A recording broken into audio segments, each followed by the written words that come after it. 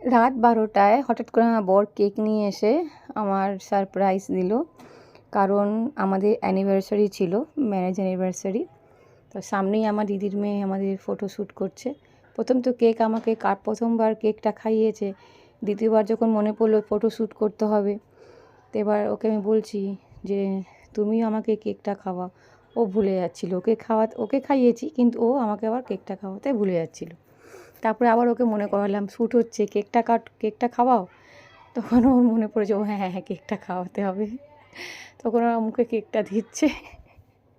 আমার বরের সবসময় তাড়াহুড়ো তাড়াহুড়ো সব সময়।